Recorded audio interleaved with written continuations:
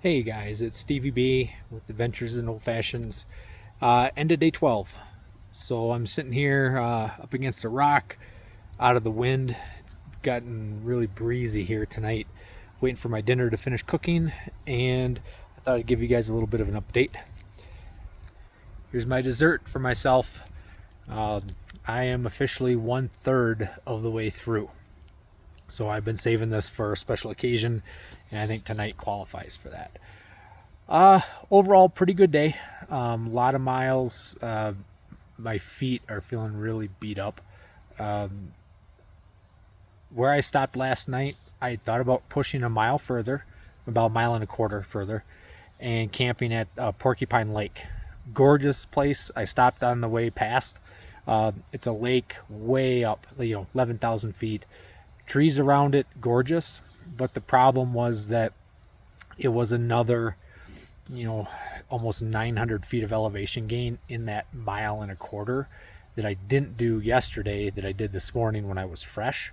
And I'm really glad I did because it was rough.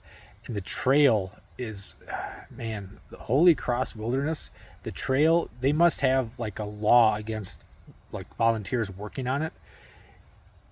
Boulders like basketball sized, bigger, strewn all across.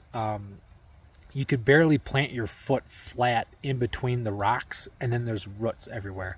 I tripped 4 really good times where I had to stop and compose myself and like refocus because I mean it was brutal, steep, rugged, up and over the saddle, back down, up another one. And so I got out of the Holy Cross Wilderness. I'm now in Mount Massive Wilderness. Trail's much better, but I could tell it's a much different kind of like rock formations too. The geography has changed a lot just from that one ridge over to the one that I'm on the other side of now. Plan is eat a good dinner tonight, get a good night's sleep, up and at it extra early tomorrow. I got about 7 miles to go, and I'm going to go to the Mount Massive trailhead. Mount Massive is a big 14er out here, and tomorrow being weekend day, I'm hoping to hitch a ride into Leadville and then spend a night in Leadville tomorrow night if I can manage it. Well, one way or another, I'm going to. It's just it'd be nice if I could hitch a ride.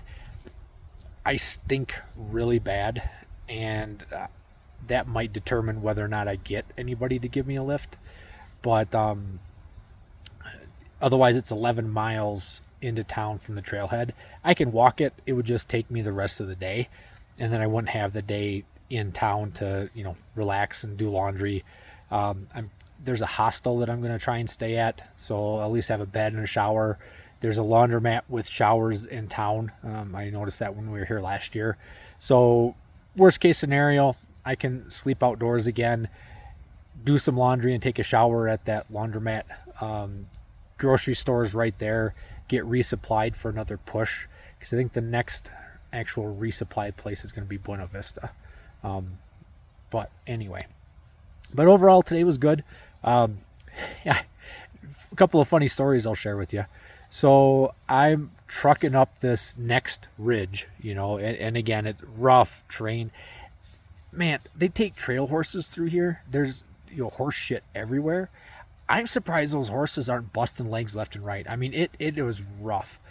So I'm trucking on up and I hear voices, and I'm never one to turn down an excuse to stop and rest. So I stand off the trail, and these two older guys, older, retired age, probably in their 60s and 70s, come tooling on down from the other side. And the first guy asked right off the bat, "Hey, do you need some water?" And I'm like, "Nope, I just stocked up at the creek down at the bottom of the hill." He's like, "Oh, do you need any food?" And the other guy goes, Yeah, you need any food?" I'm like, "Nope, I'm still stocked up good for another couple of days, but thanks." And we got to chat a little bit, and they, kind of, talked about, hiking through and how it's great, and it's a beautiful country out here and all that. So I get going, and it doesn't take too long until their wives start heading down the trail. And again, I stop and let them go by. Beautiful, sweet, older ladies. And of course, the first one's like, hey, are you doing okay? Do you need a bar? And I'm like, no, I don't need a bar. I've got one in my pocket. I'm fine, thank you. And again, they chatted me up a little bit, and from Wisconsin, and I'm out here in the mountains. Oh, that's great. And yeah, so that was really sweet. Um, Typical, overly concerned grandparent style there. Um, and then just before I got into Mount Massive, I see a guy heading down the trail, no gear at all, smoking a cigarette. He's wearing blaze orange, and I got to stop. He goes, "Hey, you okay? You need anything?" I'm like, "No, I'm fine." He goes, "We're set up just up the just around the corner in camp. You need some meat?" And I'm like, "No, I'm doing good." He had kind of a heavier accent. He's from California, and the tomorrow morning starts muzzleloader elk season out here, so they were all set and ready. And so we talked a little bit, and I told him how I'd heard a couple of them bugling over the last couple of days.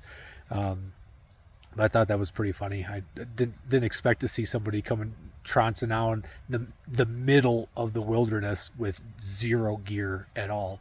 But then it made perfect sense, because 50 yards up over this little knoll, there's an actual gravel access road that they had drove in and parked on and set up camp. But anyway, my food looks like it's pretty much done here, and I might eat my Snickers first. I don't know. I can do what I want, right? So have a great night, and I will talk to you folks as soon as I can.